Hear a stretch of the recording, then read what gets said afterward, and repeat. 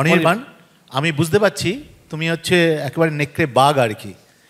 যখন বাঘ যেমন রক্তের স্বাদ পেলে পড়ে বারবার ঝাঁপায়, তার মানে তুমি একটি সাফল্য পেয়েছো মানে হচ্ছে বারবার ঝাঁপিয়েছো। এই যে বারবার যে ঝাঁপিয়েছো, কীভাবে নিজেকে তৈরি করেছো, প্রতিদিন ইন্সপায়ার্ড করেছো, এই রহস্যটা যে আমাদের ছেলেমেয়েদের কাছে একটু বলো।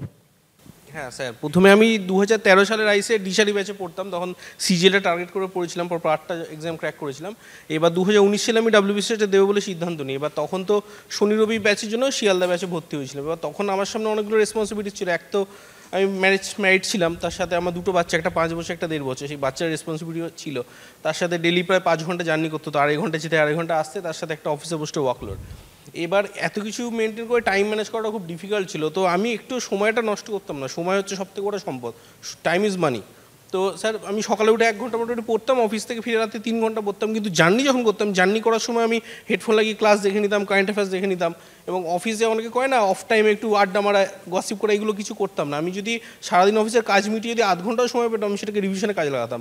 তো আমি অ্যাসপিরেন্সদের জন্য যেটা বলতে চাই যে আমি যদি এত প্রতিবন্ধকতা মেনটেন করে 6 বছর লেগে থেকে যদি সাকসেসফুল হতে পারি, এখানে অনেকেই আছে আমার থেকে বেশি মেধাবী। তো তোমাদের সঙ্গে রাইসের গাইডেন্স আছে। রাইসের গাইডেন্সের যেটা হয় কি, আমাদের সিলেবাসটা খুব কনসাইজ ওয়েতে কমপ্লিট করিয়ে দেয়। তার সাথে টিচাররা যেভাবে পড়ান, বই পড়তে সব কিছু নিয়ে বোঝা যায় না, তো গাইডেন্সটা সত্যিই খুব ভালো। তার সাথে অনেক কিছু আমাদের যখন বুঝতে না পারি, সেই ডাউট ক্লিয়ারিং ক্লাসগুলো রাইস দিয়েছিল, তো এইগুলো অনেক হেল্প করেছিল। তো সেই গাইডেন্স যখন তোমাদের সঙ্গে আছে, তোমরা যদি পড়াশোনা চালিয়ে যাও, তোমাদের সাফল্য কেউ আটকাতে পারবে না, কেউ না।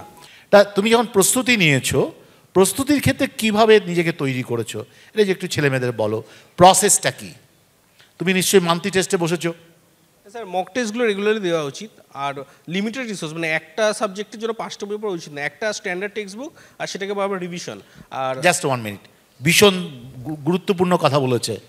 এই যে কোভিডের পর থেকে ইউটিউবে সবাই পড়াচ্ছে কম্পিটিটিভ এক্সামসের জন্য, আর তোমরা সমানে ইউটিউবের এই পড়াশোনা দেখছো, শুনছো।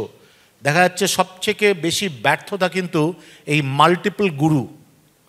স্টুডেন্ট একজন, আর আগে থাকতো হচ্ছে একজন গুরু মাস্টারমশাই আর অনেক স্টুডেন্ট।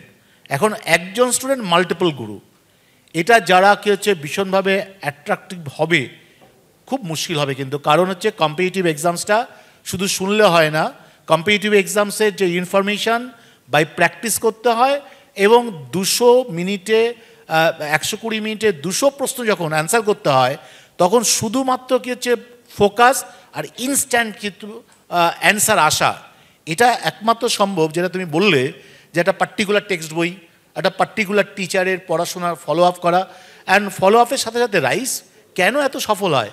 রাইস প্রতিদিন যখন ক্লাস নেয়, তখন সঙ্গে সঙ্গে আবার ক্লাস টেস্ট নেয়। রাইস কেন সফল হয়? রাইস যখন ক্লাসে পড়ায়, তার উপর ভিত্তি করে আবার হোমওয়ার্ক তৈরি করতে হয়। এই হোমওয়ার্ক দেখতে হচ্ছে 30টা প্রশ্ন, কিন্তু এই 30টা প্রশ্ন যদি অ্যান্সার করতে হয়, প্রতিদিন অন্তত 2000 থেকে 3000 নতুন নতুন প্রশ্ন তোমাকে পড়তে হবে, যদি না তুমি অন্যের থেকে টুকে হোমওয়ার্কটা জমা দাও।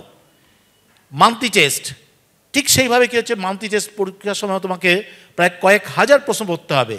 এই যে প্রশ্ন পড়বে ভুলছো, সেটাকে আবার রিপিটেট করা, আবার কিছু আমাদের মান্থলি টেস্টে তোমরা নিজেরাও হয়তো জানো যে আমাদের একটা ফর্মুলা আছে, যে প্রথম মান্থলি টেস্টে 100% প্রশ্ন আসে প্রথম এসএম থেকে।